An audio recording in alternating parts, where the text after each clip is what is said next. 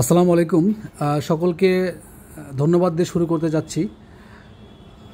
আজকে এএসইএ গ্রুপের মেম্বার হিসেবে ইমাম হাসান আমাদের চরাশারিয়াদ ইউনিয়ন পরিষদের জনগণের জন্য অনেক কাজ করে যাচ্ছে। তো ইমাম হাসানের কাছে কিছু জানার ছিল যে বর্তমানে সে আজকেও আসছে এবং গত বৃহস্পতিবারও অনেক কষ্ট করে আসছে, তার অনেক কাজকর্ম এবং বিশেষ করে তার চাকরি প্লাস হচ্ছে পড়ালেখা ফেলে আসছে। তো ইমাম হাসানের কাছে কিছু প্রশ্ন যে সে যে আজকে আমাদের চরবাসীর জন্য আসছে, তো তার কোনো ব্যক্তিগত বা পড়াশোনার কোনো ক্ষতি হয়েছে কিনা? সকলকে আমার সালাম, আসসালামু আলাইকুম। সত্যি কথা বলতে কি এখানে ক্ষতি অক্ষতি এগুলো আসলে অনেক পরের ব্যাপার। হ্যাঁ, তবে আমার জন্য এটা অনেক বেশি চ্যালেঞ্জিং যে সময় বের করে নিয়ে আসা, কারণ এখন গোল্ডেন টাইম যাচ্ছে, সেই সাথে আজকে আবার অফিস ডে, সব কিছু মিলিয়ে আমার জন্য একটু কঠিন ছিল। তবে হ্যাঁ, চরের মানুষের জন্য আমার মাটি, আমার মা, আমার সব কিছু সেইখানে যুক্ত, তাদের জন্য কিছু করতে পারে আমার জন্য সত্যি গর্বের, এবং আমি খুব ভালোভাবে চাই যে চরের মানুষ অন্তত কিছু একটা করুক, চরের মানুষ ভালো থাকুক, চরের মানুষ দুর্নীতি মুক্ত থাকুক। এই জন্য আমার এই ক্ষুদ্র প্রয়াস, সময়টা আমি বের করেছি। আচ্ছা, আপনি যে কাজ করতেছেন, আপনার কি মনে হয় যে আমরা যে মহৎ কাজের জন্য আসছি, চর অঞ্চলের শত শত মানুষ যাতে ভোগান্তির শিকার না হয় এই জমি জমার ব্যাপারে, আমরা যে জরিপটা চাচ্ছি যে দেড়া জরিপ না হয়ে জোনাল জরিপ হয়, তো আমরা যে কার্যক্রমগুলো করলাম তাতে মনে হচ্ছে কি এই জরিপ কি বন্ধ হওয়া সম্ভব? প্রথমত আমরা গেল কয়েকদিন থেকে এই জিনিসটা নিয়ে খাটাখাটি করছি, এবং সেক্ষেত্রে আমার মনে হচ্ছে যে আজকে যেহেতু আমরা জিএম স্যারের সাথে দেখা করেছি, এর আগে আমরা দিয়াড়া সেটেলমেন্টের প্রধানের সাথে দেখা করেছিলাম, তার আগে আমরা মমিনুর রহমান স্যারের সাথে দেখা করেছিলাম আমাদের নর্থ রিজিয়নের, সব কিছু মিলিয়ে আমার মনে হচ্ছে যে এটা হওয়া সম্ভব। এবং আজকে কিন্তু দেখলেন আপনি যে জিএম স্যার আমাদেরকে নিজেই বললেন যে এই ব্যাপারটা আমি অলরেডি অবগত, এক সপ্তাহের মধ্যে হয়তো আমরা সেখানে যাব, এবং আমার কাছে মনে হচ্ছে যে এই কাজটা তিনি খুব সুন্দরভাবে করবেন। এছাড়া যদি দিয়াড়া সেটেলমেন্ট হয়েও থাকে সেক্ষেত্রে অনেক বেশি প্রবলেম হয়, কারণ আপনি অলরেডি জানেন যে দিয়াড়া সেটেলমেন্টে যারা কর্মচারী থাকে তারা অনেকটা ফ্রিল্যান্সিং আউটসোর্সার, অর্থাৎ 6 মাস তারা কাজটুকু করবে, কাজটুকু করার পরে তারা জাস্ট জমা দিয়ে হারিয়ে যাবে। এখন যদি কোনো প্রবলেমে চরবাসী পড়ে, দিয়াড়া সেটেলমেন্টের ওই লোকজন জাস্ট শুধু দায় আনানোর জন্য আপনাকে বিভিন্ন কথা বলবে, কিন্তু জোনাল সেটেলমেন্টের ক্ষেত্রে অবশ্যই এই বেনিফিটটা অবশ্যই পাবেন, কারণ তারা হচ্ছে অলরেডি গভর্নমেন্ট। আর একটা কোশ্চেন ছিল আপনাকে, সেটা হচ্ছে এই যে আপনি বলতেছেন যে আমরা চিঠি দিলাম, বিভিন্ন দপ্তরের প্রধানকে অবগত করলাম, কিন্তু দেখা যাচ্ছে আমাদের অঞ্চলের বা আষাঢ়িয়াদহ ইউনিয়ন পরিষদের যে অঞ্চলের জনগণ যদি একত্রিত না হয়, তাহলে কি আমাদের এই সেটেলমেন্ট বা জরিপ বন্ধ করা সম্ভব? একদমই না, কারণ কি মূলত কাজগুলো হচ্ছে আপনার চর অঞ্চলের মানুষজনের জন্য। এখন চরের মানুষজন যদি চায় যে এই সেটেলমেন্টটা হোক, সমস্যা নাই। এখন কথা হচ্ছে চরের মানুষজন সেটা জানে কিনা যে কোন সেটেলমেন্টটা ভালো, কোন সেটেলমেন্টটা খারাপ। অবশ্যই এখন একটা সেটেলমেন্ট ভালো, একটা মহল চাচ্ছে যে এই সেটেলমেন্টটা হোক, কারণ এই সেটেলমেন্টটা আমি আগেই বলেছি এটা হচ্ছে আউটসোর্সার, 6 মাস কাজ করবে, 6 মাস কাজ করার পরে দেখা না বুঝছি। তার মানে আপনার মনে হচ্ছে যে আমার শুধুমাত্র বিভিন্ন দপ্তরের প্রধানকে চিঠি দিলেই হবে না, আমার জনগণকেও সচেতন হতে হবে। একদম। তাহলে অবশ্যই আমাদের জনগণের প্রধান হিসাবে যে আমাদের ইউনিয়ন পরিষদের চেয়ারম্যান আছেন, তার পক্ষ থেকে একটা জনসভা করা উচিত। আরেকটু কথা বলি যে কোনো জায়গায় যখন সরকারি কোনো জরিপ বা সরকারি কোনো তদন্ত হয়, সেক্ষেত্রে দেখা যায় ওই অঞ্চলের প্রধানকে নক করা হয়, কিন্তু আপনার কি জানা আছে যে এই জরিপ হচ্ছে অলরেডি আমাদের অঞ্চলে মাইকিং করা হয়েছে, চিঠি লিফলেট বিতরণ করা হয়েছে, সেক্ষেত্রে কারা বা কে এই কাজটা করছে এটা কি জানা আছে আপনার? ওকে, ওয়েল, থ্যাংক ইউ, আপনাকে ভালো প্রশ্ন করেছেন। প্রথম কথা হচ্ছে যে আমরা চড়াশাড়িয়াদ ইউনিয়ন পরিষদের যিনি চেয়ারম্যান, তাকে জানার চেষ্টা করেছিলাম যে এই যে মাইকিং করা হচ্ছে এই ব্যাপারে তিনি জানেন কিনা। তিনি বললেন যে বাবা আমরা এই ব্যাপারে জানি না। তারপরে তার কনসার্ন নিয়েই কিন্তু আমরা এই লিফলেটটা অর্থাৎ এই চিঠিটা রেডি করেছি, এবং এই চিঠিটা আমরা বিভিন্ন দপ্তরে দিলাম। এখন আমরা দেখলাম যে একটা স্বার্থান্বেষী মহল এই কাজটা করছে, যারা কিনা জনগণকে নিচ্ছে না।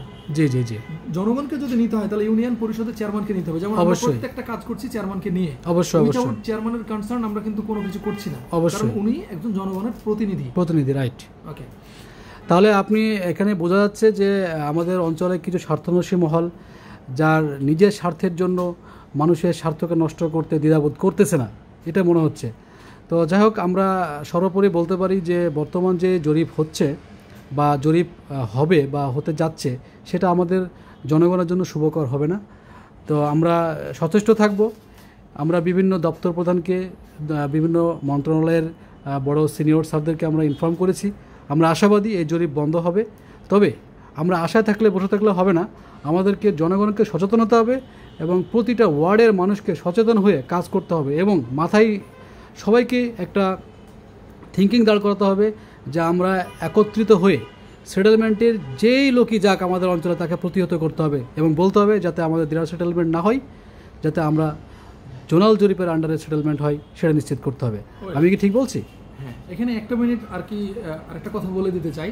আমরা যে আজকে জিএম স্যারের সাথে দেখা করলাম, জি জি, অর্থাৎ প্রধানের সাথে দেখা করলাম, জি জি জি, এই পুরো যে দিয়ারা সেটেলমেন্ট হোক অথবা জোনাল সেটেলমেন্ট হোক, জি, এই জি, যে প্রধান তার সাথে দেখা করলাম, তিনি কিন্তু ভালোভাবে বললেন যে জি জি জি, আপনাদের এই ব্যাপারটা নিয়ে আমি অলরেডি জানি, জি, আমরা জি। এক সপ্তাহের মধ্যে সেই জিনিসটা হয়তো তিনি যাবেন, যদি জি। নাও যায় যতক্ষণ পর্যন্ত জিএম স্যারের থেকে লিখিত না আসছে যে উনি অ্যাপ্রুভ করেছে এই কাজটা, ততক্ষণ পর্যন্ত কাউকে কাজ করতে দেওয়ার এক্স্যাক্টলি এটা ইমাম হোসেন, আমি এটা বলতে ভুলে গেছিলাম যে যেহেতু আমাদের চর-আষাঢ়িয়াদহ ছাত্র কর্মজীবী জোট এবং ইউনিয়ন পরিষদ থেকে আমরা চিঠির মাধ্যমে সকল দপ্তর এবং দপ্তর প্রধানকে ইভেন এই দেয়ার সেটেলমেন্টের যিনি প্রধান আছে তাকে ইনফর্ম করা হয়েছে।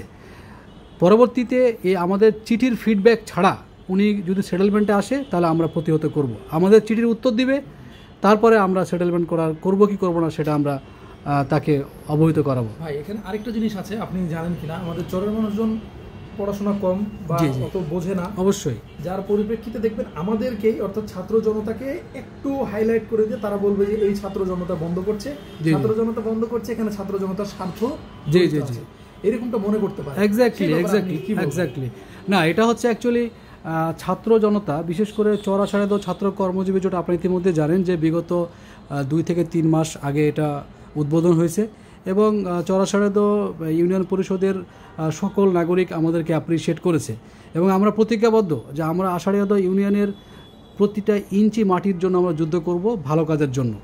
এখানে অনৈতিক বা অনিয়ম বা দুর্নীতিযুক্ত কাজ হোক সেটা আমরা কোনো ক্রমেই চাবো না। এতে যেই সরকারি আসুক, কে বিএনপি, কে আওয়ামী লীগ, কে জামাত, কে জাতীয় পার্টি, নো নিড।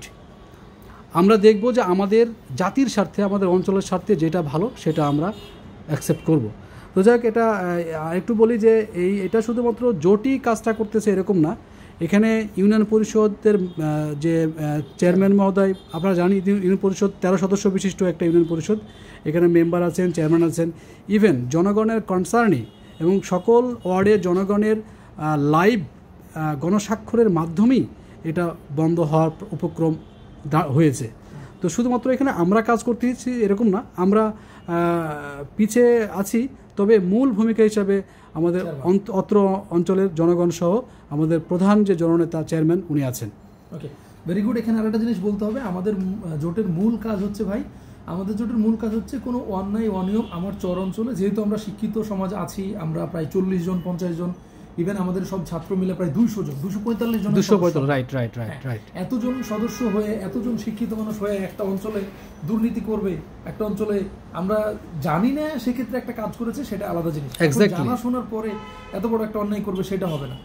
এর সাথে সাথে জনগণকে আমি আরো একটা কথা বলতে চাই, মানুষজনকে জানানোর জন্য অনুরোধ করতে চাই যে বিদ্যুতের ব্যাপারে কনসার্ন হতে হবে। বিদ্যুৎ যদি আপনারা চান, যেমন সামনে যদি সৌর বিদ্যুৎ দিতে চাই আমরা নিব না, রাইট, অন্য কোনো ভাবে যদি বিদ্যুৎ দিতে চাই আমরা নিব না, আমাদের একটাই দাবি, আর বিদ্যুৎ হচ্ছে মৌলিক অধিকার, রাইট, আপনাকে বিদ্যুৎ দিতেই হবে সরকারকে, রাইট।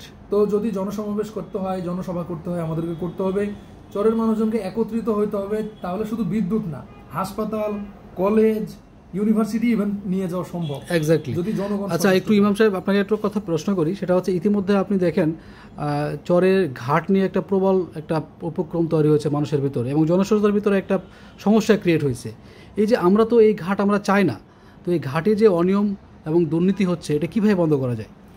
ওয়েল, এই ব্যাপারটা আপনি ইতিমধ্যে জানেন যে আমরা ঘাট মালিককে তাদেরকে যে প্রাইস লিস্ট সেটা আমরা দিয়েছি অলরেডি, এবং আমরা হচ্ছে আমাদের জেলা প্রশাসক অর্থাৎ কমিশনার, নির্বাহী কর্মকর্তা, উপজেলা কর্মকর্তা গোদাগাড়ি, ওনার সাথে আমরা আলোচনা করেছি, আমাদের সভাপতির প্রধান তিনি গিয়েছিলেন, আপনি গিয়েছিলেন, তারপরে আমাদের ওখানে আমির ভাই, তারপরে মানসুর ভাই, তারা গিয়েছিলেন, আল কাফি ভাই, ওনারা আছে।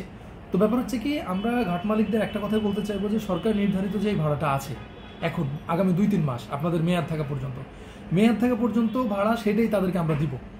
এরপরে যে নতুন ঘাট ডাক হবে তার আগে আমরা ওই নির্বাহী কর্মকর্তার সাথে আমাদের যে নতুন প্রাইস আমরা নির্ধারণ করেছি, আমরা যে একটা খসড়া বানিয়েছি সেই খসড়া তাদের কাছ থেকে নিব।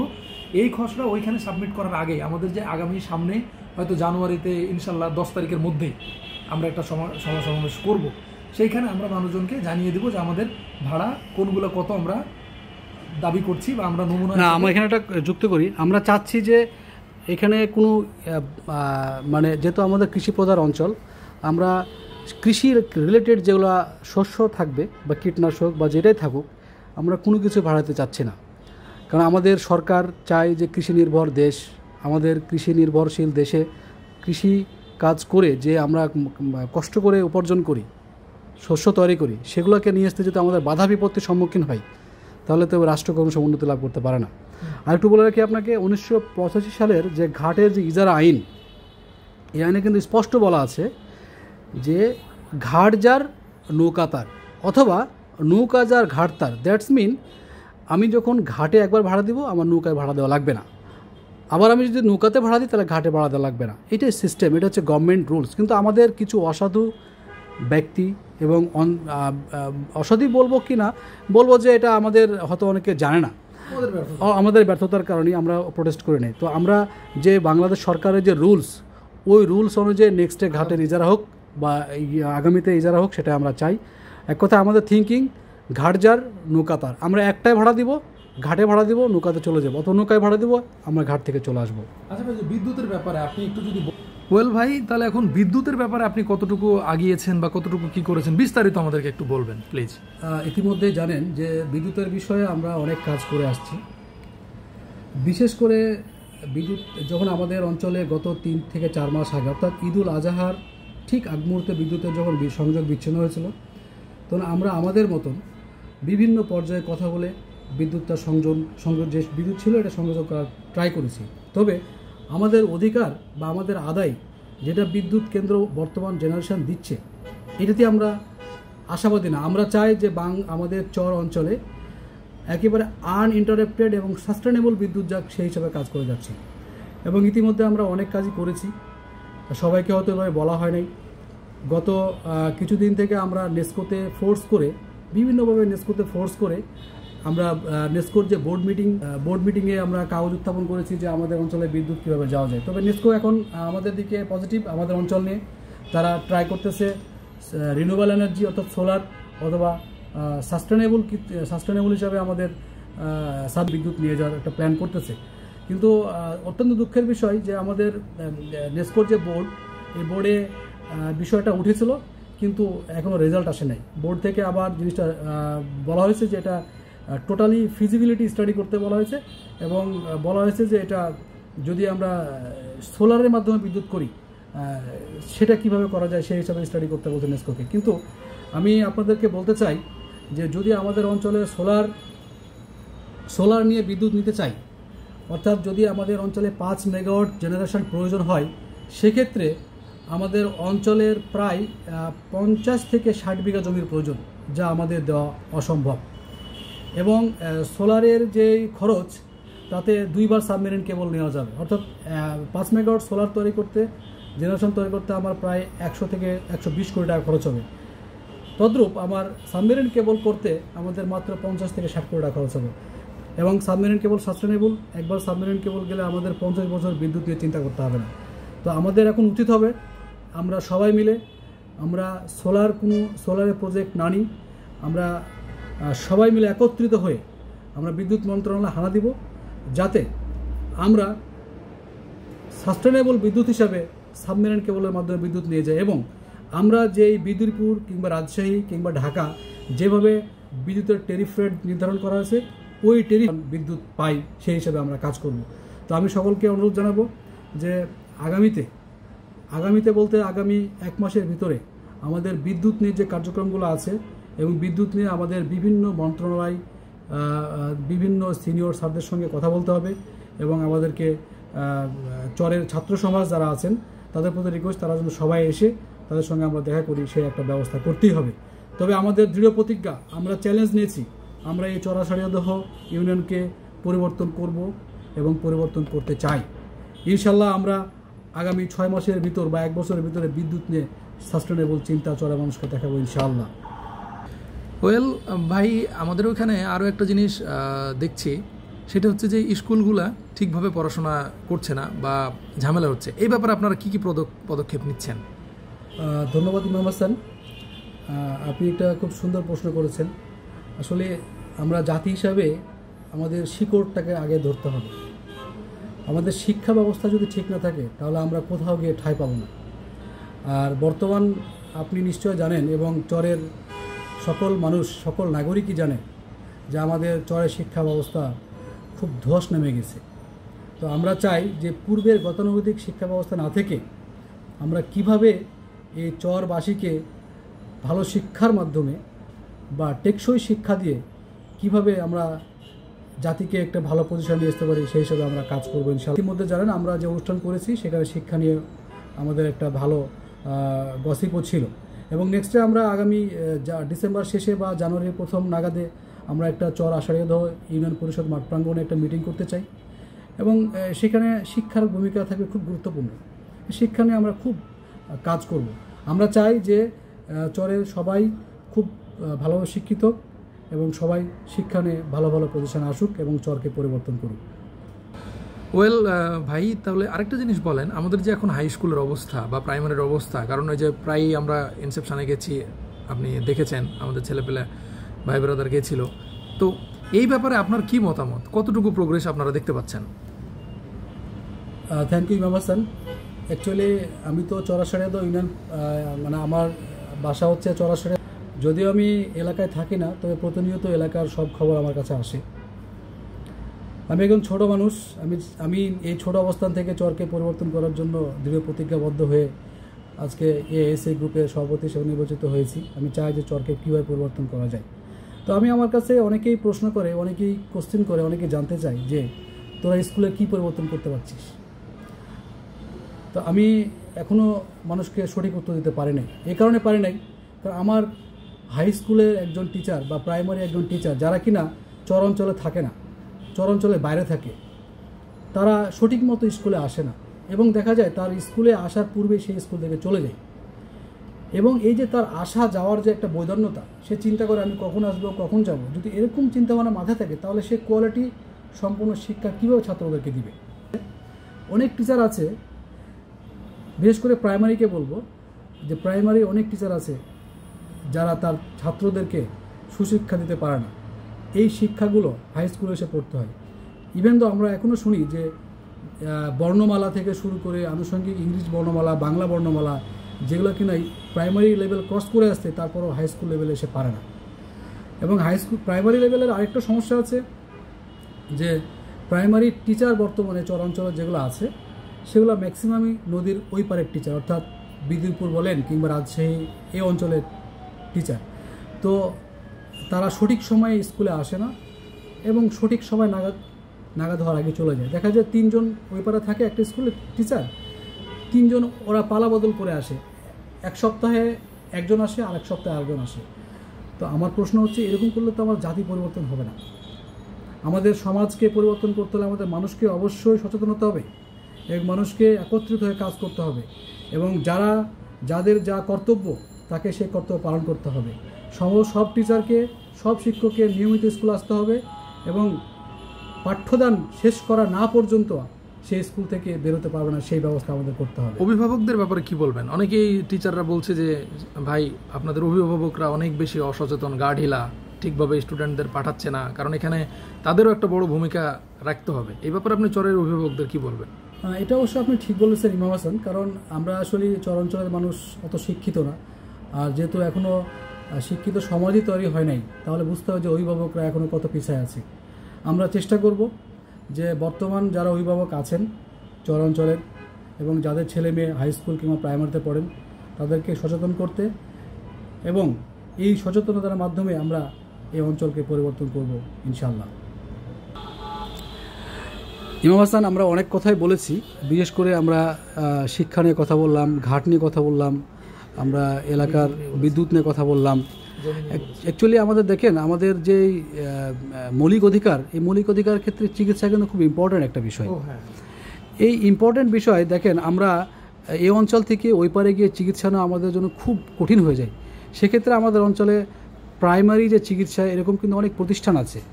এই প্রতিষ্ঠানগুলো সম্পর্কে আপনার মতামত কী? Well, thank you for your quality question. এখানে একটা ব্যাপার আছে কি, আমরা জানি আমাদের বড় মোড়েই একটা ক্লিনিক আছে, সেই ক্লিনিকে এমবিবিএস সম্পূর্ণ একজন ডাক্তারও থাকার কথা, সেখানে ডাক্তারের অ্যাসিস্ট্যান্টও থাকার কথা। আর সত্যি কথা বলতে কি, এগুলো আছে, হাতে কলমে না, খাতা কলমে আছে। সরজমিনে যাই আপনি পাবেন না। সরজমিনে আপনি যখনই যাবেন এক্স্যাক্টলি সে তখনই বলবে এই ওষুধটা নাই। আপনি বলবেন যে আমার এই প্রবলেম, এর তো ডাক্তার নাই। এক্স্যাক্টলি এই সমস্যাটার সমাধানটা হবে কিভাবে, বা এই সমস্যাটার সৃষ্টি হলো কিভাবে? দেখেন, প্রথমত এমবিবিএস সম্পূর্ণ ডাক্তারগুলো যেটা করে, তারা ওই যে নদীর ওই পারে যাইতে চায় না, কিন্তু ওইখান থেকে বেতনটা ঠিক নেয়। অবশ্যই এটা হ্যাঁ, তাহলে তো সরকারি কাজে অনিয়ম করতেছে। হ্যাঁ, মেডিকেল অ্যাসিস্ট্যান্টের যিনি ওখানে থাকার কথা তিনি থাকছেন না, কিন্তু তিনি বেতনটা নিচ্ছেন, এবং একই জিনিস উনি প্রাইভেট কোনো ক্লিনিকে হাসপাতালে ওই সময়টা দিচ্ছেন। এখন এর জন্য আমাদের কি করতে হবে? ইভেন তো আপনি জানেন আরেকটা জিনিস, সেটা হচ্ছে যে ওইখানে যেই ওষুধগুলো আসে, সেই ওষুধগুলো কিন্তু আপনি আমাদের ওই বড় মোড়েরই বেশ কিছু দোকানেও পাবেন। এবং আমার দেশের মানুষজন, জনগণ, চরের মানুষজন যেখানে সেটা তার ফ্রি পাওয়ার কথা, সেই ওষুধটা কিন্তু তাকে একটা টাকা দিয়ে কিনতে ইমাম হাসান, এটা তো চরম একটা অবৈধ কাজ। অন্যায়। কারণ আপনি দেখেন সরকারি ওষুধ যে অসাধু ব্যক্তিগুলো আমাদের অঞ্চলে বিক্রি করতেছে, এবং যে ফার্মেসিগুলো ওষুধগুলো আবার আমার যে জনগণ ফ্রি পাওয়ার কথা ছিল তাদের কাছে আবার টাকা নিয়ে বিক্রি করতেছে, এটা তো খুবই অসাধু এবং মানে একটা চরম লেভেলের একটা অন্যায় কাজ। হ্যাঁ, এটার প্রমাণ যদি আপনি শো করতে পারেন তাহলে তো মানে এটা বড় আকার ধারণ করবে। হ্যাঁ, এটার প্রমাণ আসলে কি, আমাদের যারা ছাত্র ওখানে আছে তাদেরকে এই জিনিসটা দেখতে হবে, এবং সবচেয়ে বেশি দেখতে হবে আমার জনগণকে। এবং আমরা আরেকটা জিনিস বলতে চাই যে এগুলো নিয়ে আমরা কাজ করছি। এই যে আমাদের 2-3টা ক্লিনিক আছে যেটা কিনা আমরা জানি না, এই ক্লিনিকগুলো নিয়ে আমরা কাজ করছি। আমরা চাইবো যে কোনো ধরনের অন্যায় যাতে না হয়। যে ডাক্তারকে ওখানে অ্যাপয়েন্ট করা হয়েছে, সেই ডাক্তারকে সেখানে আসতে হবে। যদি 3 দিন তার সরকারিভাবে থাকে, সরকারি নিয়ম থাকে মানতে হবে। টোটাল কথা হচ্ছে আমরা চাই সরকার যেইভাবে চাচ্ছে, সরকার যেভাবে নীতিমালা আছে, সেই নীতিমালা যদি আমাদের পছন্দ না হয়, আমরা সরকারের সাথে এই ব্যাপারটা নিয়ে কথা বলবো, আলোচনা করব। কিন্তু সরকার একটা নীতিমালা দিয়েছে আর এই নীতিমালা তারা ব্যক্তিগতভাবে মানবে না, এটা আমরা কখনোই প্রশ্ন। তার মানে আপনি বলতে চাচ্ছেন যে আপনাদের মোড়ে যে ক্লিনিক আছে এবং বিভিন্ন ওয়ার্ডে বা 2টা ওয়ার্ড মিলে ক্লিনিক আছে, দেখা যাচ্ছে অল ওভার ক্লিনিক চরে অ্যারাউন্ড 5-6টা আছে, এবং বড় ক্লিনিক বলতে গেলে চরাশাড়িয়াদহ ইউনিয়ন পরিষদের পাশে যে ক্লিনিক সেটা আছে। গুড। অবশ্যই যে বড় ক্লিনিক থাকলে সেখানে অবশ্যই একজন ল্যাব অ্যাসিস্ট্যান্ট থাকার কথা, তারপরে মানে একটা ফিজিও প্যাথোলজি থাকার কথা, ডায়াগনস্টিক সেন্টার থাকার কথা। আমাদের সব কার্যক্রম কি চালু আছে? সেগুলো কার্যক্রম চালু নাই বিভিন্ন কারণে, যেমন সেখানে বিদ্যুতের একটা ব্যাপার স্যাপার থাকে, কিন্তু বিদ্যুৎ তো দিনে তারা দিতে পারবে। এখন মোট কথা হচ্ছে আমার জনগণকে সচেতন হতে হবে, এই অধিকারগুলো সম্পর্কে জানতে হবে, এবং এই অধিকারগুলো তাকে আদায় করে নিতে হবে। এটা খুবই সহজ, আদায় করে নিতে হবে। আচ্ছা ইমাম হাসান, আমি শুনেছিলাম, আমি স্বাস্থ্য অফিসারের কাছে শুনেছিলাম যে আমাদের অঞ্চলে যতগুলো ক্লিনিক আছে এটা একটা স্বাস্থ্য অফিসারের আন্ডারে, এবং সেই স্বাস্থ্য অফিসার প্রেমতুলি মেডিকেলে বসেন আর কি, এবং তিনি সপ্তাহে 3 দিন চরের ক্লিনিকে গিয়ে চরের মানুষকে সেবা দেওয়ার কথা। এখন আপনার কাছে একটা প্রশ্ন, এরকম কোনো এমবিবিএস ডাক্তার কি আমাদের ক্লিনিকে গিয়ে আমাদের চরের মানুষকে সেবা দেয়? ওয়েল, এই ব্যাপারটা হচ্ছে আমি যেহেতু ঢাকায় থাকি আমি বলতে পারবো না, তবে যতটুকু আমার কাছে নলেজ আছে বা আমি জানি, এটা খুব কম হয়। আচ্ছা আচ্ছা খুব আচ্ছা কম হয়, একবারে যে হয় না ব্যাপারটা এরকম না। আপনি না বরাবরই ধরেন, মাসে যদি 1বার সে যায়, 2বার সে যায়, তাহলে সেটাকে তো যাওয়া বলে না। কিন্তু সত্য কথা বলতে এই ইনফরমেশনটা আমার কাছে পুরোপুরি নাই, তবে যতটুকু আমার জানা আছে সেভাবে তারা যায় না। তার মানে আপনার কথা শুনে বুঝলাম যে স্বাধীনতা 53 বছর পার হয়ে গিয়েও আমরা যে মৌলিক অধিকার আছে বাংলাদেশের, যে খাদ্য, বস্ত্র, শিক্ষা, অন্ন, যোগাযোগ, চিকিৎসা, সবগুলো থেকে আমরা বিতাড়িত। একদম একদম। তাহলে আমরা জাতি হিসাবে কিভাবে পরিবর্তন করব? আমাদের অবশ্যই সবার ইউনিটি প্রয়োজন, এবং যার যেটা কাজ তাকে সেটা করতে হবে। তাকে কোনো ক্রমে ছাড় দেওয়া যাবে না। হোক সে আমার ভাই, হোক সে আমার বাবা, হোক সে আমার চাচাতো ভাই, যেই হোক, যার যেটা কাজ তাকে সেটা সঠিক উপায়ে করলেই শুধুমাত্র আমার চরকে পরিবর্তন করা সম্ভব। ওকে, হ্যাঁ, এটা অবশ্যই ভাই। আমার সর্বোপরি একটা জিনিসই থাকবে, এই যে আমরা এত সময় দিলাম, এ ধরুন সকাল থেকে আমরা ঘোরাঘুরি করছি, কাজ করছি, জনগণ যাতে আমাদেরকে ভুল না বোঝে যে এটা আমরা ব্যক্তি স্বার্থে করছি, এখানে তাদের কোনো স্বার্থ আছে, এরকমটা যদি জনগণ মনে করে তাহলে আমি বলবো জনগণ ভুল ভাবছে। এবং এই যে আমাদেরকে অ্যাপ্রিসিয়েট না করা বা আমাদেরকে ছোট করে দেখা, এখন যখনই আমি এই জিনিসটা 1বার 2বার 3বার শুনবো, আমি কিন্তু পিছিয়ে যাব। আমার কিন্তু নিজের বাপের খেয়ে দরকার নাই আমার এই চরের জন্য কাজ করা, আমি করতেছি কি আমার ভালোবাসার Exactly. জায়গা থেকে। এখন Exactly. যাদের জন্য ভালোবাসছি তারাই যদি আমাকে বলে যে চোর, যার জন্য চুরি করলাম সে যদি আমাকে চোর বলে, আমি একবার দুইবার সহ্য করবো, এক্স্যাক্টলি। তারপরে কিন্তু আমরা এটা সহ্য করতে পারবো না। তো আমি এটা বলবো যে চরের মানুষজনকে একটু সহনশীল হতে হবে, অনেক বেশি বিচক্ষণ হতে হবে এবং অনেক বেশি তাদের অধিকার সম্পর্কে ওদেরকে বুঝতে হবে। সচেতন হতে হবে। আমরা যদি ছাত্র জনতা যদি তাদের সাথে এই যে তাদেরই কোনো একটা অধিকার নিয়ে আমরা যদি অন্যায় করি, আমাদেরকে তারা অবশ্যই জানাবে। এবং আমাদের এর মধ্যে যারা আমরা 37 জন কমিটিতে আছি এবং 245 জন আরও বাইরে আছি, এদের মধ্যেও যদি কেউ অন্যায় করে যায় বলে এটা তোমরা কেন করলা, সেটা তোমরা কেন করলা, এটা করছো সেটা করছো, আমরা তার জবাব দিব। আমরা কোনো অবশ্যই, অন্যায়কে অবশ্যই। প্রশ্রয় করবো না, সে যাই হোক। অবশ্যই এটাই আমাদের মেন এজেন্ডা। আমরা নিজেও অন্যায় করবো না, আমরা কাউকে অন্যায় করতে করতে দিব দিব না, না। এটা অবশ্যই হচ্ছে আমাদের মোটো। শেষ কথা। ওয়েল ভাই, সবই তো বুঝলাম। আচ্ছা, চরের মানুষের জন্য আপনার শেষ কি কথা থাকতে পারবে, আর শেষ কি আপনি বলবেন মানুষজনকে কেন্দ্র করে? ধন্যবাদ ইমাম। অ্যাকচুয়ালি দেখেন, আমরা নিজের স্বার্থে কেউ কাজ করতেছি না। আমাদের এই যে কমিটিতে 31 সদস্য বিশিষ্ট কমিটি এবং আমাদের আরও 250 জন স্টুডেন্ট আছে, আমাদের 37 জন সদস্য। 37 জন সদস্য, এবং আমাদের কিছু সিনিয়র সিটিজেনশিপ আছে এলাকার যারা আমাদেরকে অ্যাপ্রিসিয়েট করেছেন। আপনাকে নির্দ্বিধায় বলতে পারি যে আমাদের এখানে কোনো স্বার্থ নাই এবং কারোর কাছে কোনো 1 টাকা অনুদান নিয়ে ওইসব কাজ করব না।